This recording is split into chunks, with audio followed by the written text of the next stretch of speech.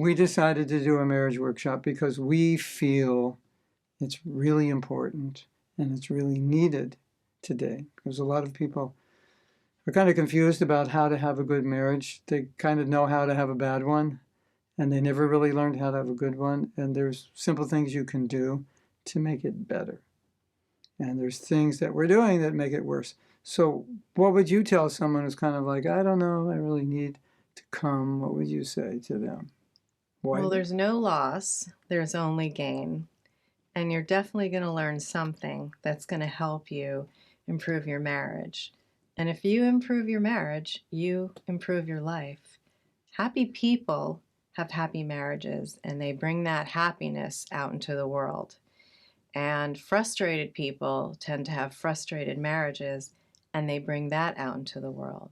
So you are a vehicle or a vessel for what you want to offer and give the world. And it all starts in the home and in the relationships in the home. So it's as important as eating and breathing and sleeping and serving to work on your relationship and make it better all the time. And if there are courses and retreats where you can learn how to do that in a safe and fun and enjoyable environment, then why wouldn't you? Plus, this is not just a workshop.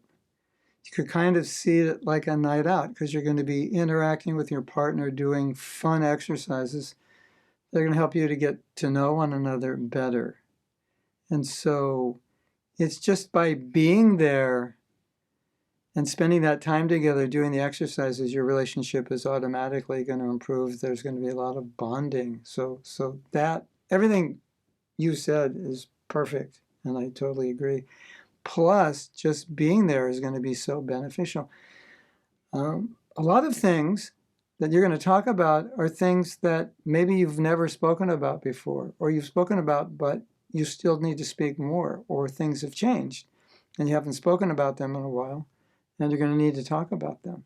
So we don't know anyone who's come to our workshop who ever came out and said, that was a waste of time. Why did I do that? No, everyone said, wow, this is really good. It's really fun. We really enjoyed it.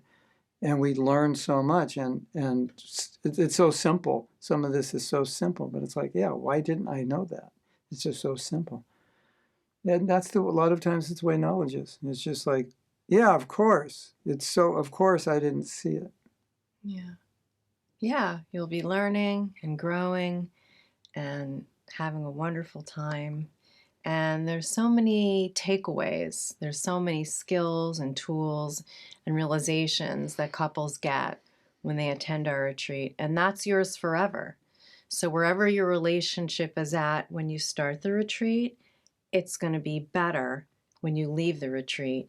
And if you can maintain that because you've taken things that you have learned and you can own them, and then you can just keep improving it, and I mean, that's self-realization, isn't it? Become conscious, then become Krishna conscious. So that's part of the whole journey and path of becoming Krishna conscious, is to work on your relationship.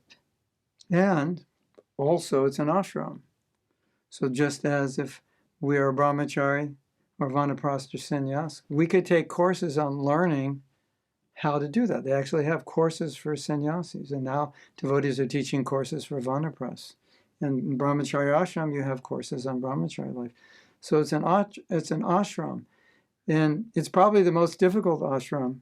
And so, there's a high rate of failure, which has a lot to do with people entering an ashram unprepared, not knowing what they're getting into, not knowing how to handle it. It's kind of like you're driving a sports car and you're going so fast and you've never gone that fast before. So learning a few things here and there, simple things, just can make a huge difference. Like we often say, simple changes. Just a simple difference, but a big change. I like to think of a relationship as a bank account. And if you're not really good with money and managing your bank account, you could be making a lot of mistakes and losing a lot of money. So we want to help you make sure that you're not making withdrawals and making mistakes and causing pain and creating resentment and doing all these things that are hurting and even sabotaging your relationship without you even knowing how to stop it or even not knowing that you're doing it. So we want to teach you how to stop making withdrawals, and then on the flip side, we want to teach you how to learn how to make deposits every day, which is going to add to that abundance of goodwill and love in your emotional bank account of your relationship. And so that you and your partner and your children and your life can just thrive. Yeah, and if you feel like your relationship is on the bankrupt side or low deposit side, this is going to be really important. Now, there's another thing that I think about a lot. I think a lot about culture, culture in our organization, culture in our projects, and culture in the family. And when you go into a home, you can feel the culture. And that culture is the synergy, the environment that we've created amongst one another. And so married life means to create a very sattvic, healthy, thriving culture for children to grow up in so that they can grow up in a healthy, vibrant, and strong, spiritually strong way. And children learn by watching us. They learn by feeling, watching. They don't learn so much by what we say, but they hear what we do. And so it's actually, you owe it to your children to improve your marriage, because they're also going to learn how to be husbands and wives by how we model that. So you may think, oh, I'm okay. Think about your kids. If you can be better examples for them, they're going to have better marriages. They're going to create better families. One of the biggest problems couples face is wishing their partner was different than they are, and either not accepting who they are or trying to fix them and change them into what they think they should be. And along with that, they tend to focus on the things about their partner that they don't like.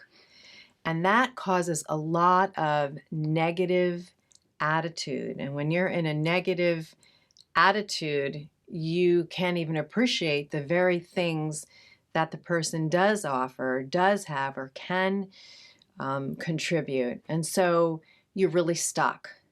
So we help couples get realistic about who they've married and how to be more accepting of who that person is, let go of trying to turn them into something they're not, and then also take on a mood of appreciation, seeing the good, appreciating the little things that they're actually doing for them every day. And when you have a mood of appreciation towards your partner, things really change and they start appreciating you.